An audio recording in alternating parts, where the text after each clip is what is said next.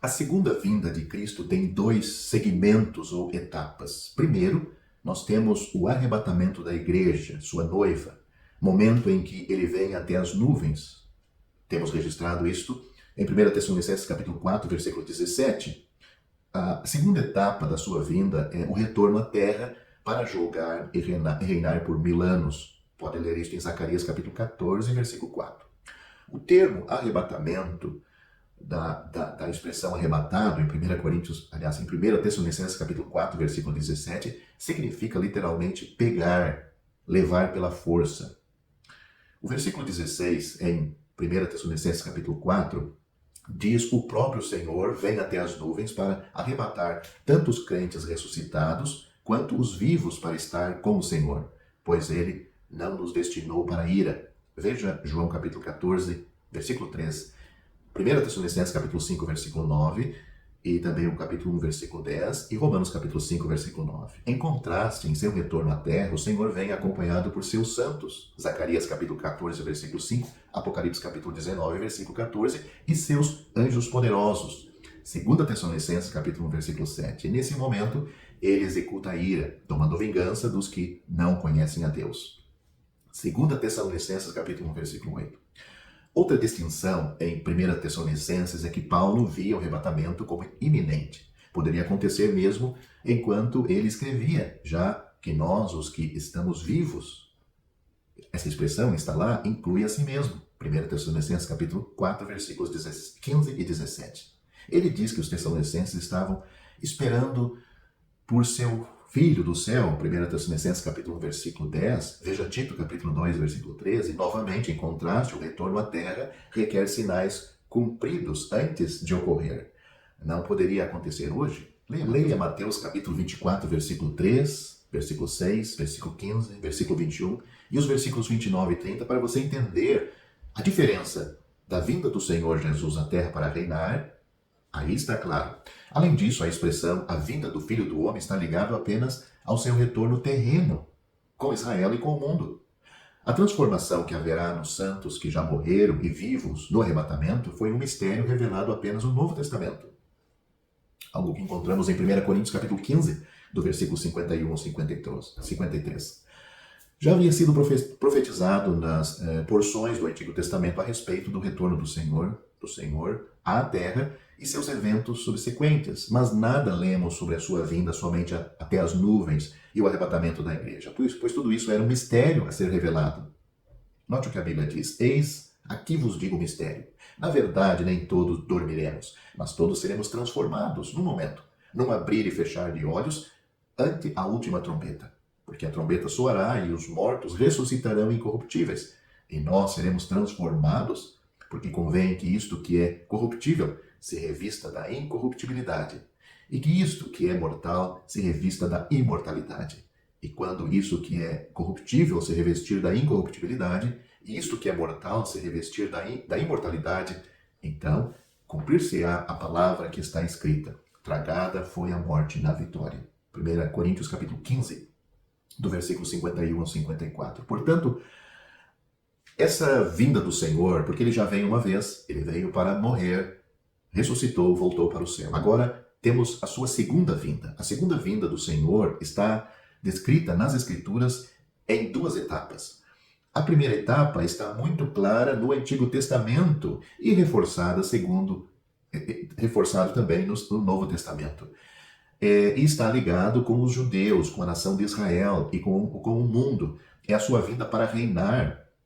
E o Senhor descreve isto muito bem em Mateus capítulo 24, Mateus capítulo 25. Temos ali ele descrevendo literalmente o que vai acontecer e até mesmo em parábolas. E outras partes das Escrituras nós também encontramos isto no Novo Testamento. Como já disse, isso está muito claro no Antigo Testamento.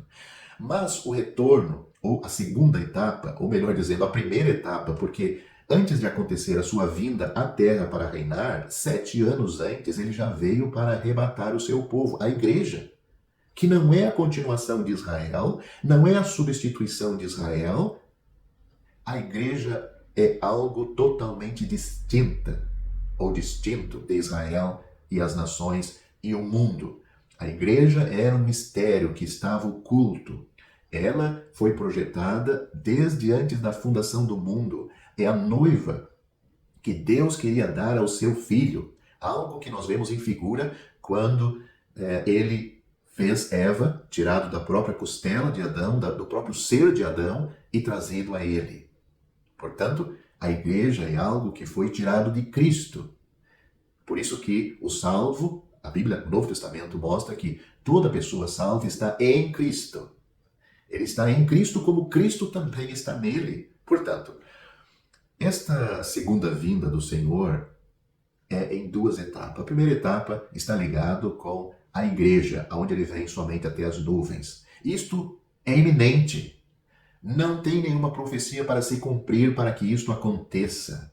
Esqueça esses líderes religiosos que apontam para a guerra na Ucrânia, para a guerra na Síria, para a economia despencando em tal país, e certo líder religioso, certa pessoa se levantando no mundo com certas características do anticristo. Para o arrebatamento da igreja, nada precisa ser cumprido. Não existe profecias, porque a igreja é espiritual. Ela está no mundo, mas não é do mundo. Não precisa se cumprir nada. Quando a última pessoa for salva, Cristo leva a sua noiva para o céu. Este mundo agora fica sem a presença da igreja. Denominações religiosas ou estas pseudo-igrejas vão continuar aqui para receber e apoiar o falso profeta. Porque tudo que essas organizações proporcionam, pregam e adoram, eles vão encontrar neste homem. Você precisa ler 2 Tessalonicenses, capítulo 2, e você vai ver ali as características, a personalidade deste homem, o que ele tem para oferecer, e você vai ver que é o que a maioria da cristandade gosta, apoia. Na segunda etapa, na primeira, ele vem para arrebatar a igreja. Vai ser algo silencioso. Não vai haver... Somente os salvos vão ouvir a sua voz, o seu chamado.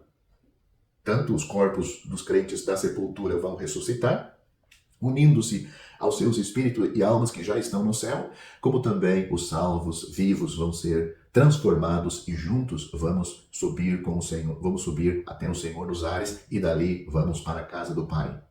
7 anos depois, o Senhor vem em glória, com os anjos, tomando vingança dos que não conhecem a Deus e dos que não obedecem ao Evangelho de nosso Senhor Jesus Cristo. Este Evangelho agora é o Evangelho do Reino, que vai ser pregado pelos 144 mil judeus escolhidos, Apocalipse capítulo 7.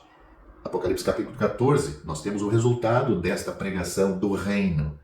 Pregação do reino, que até algumas denominações hoje dizem que estão pregando o Evangelho do reino. Hoje o Evangelho é da graça, para tirar pessoas das trevas, do poder de Satanás, do pecado, para trazer a Cristo, formando o corpo de Cristo, a sua noiva, e esta noiva vai ser levada para o céu. Depois, o Evangelho do Reino vai ser pregado aqui. E aquelas pessoas que não ouviram o Evangelho da graça, por vários motivos, eles ouvirão o Evangelho do Reino. E a mesma situação vai estar de pé. Ou eles vão aceitar, ou vão rejeitar.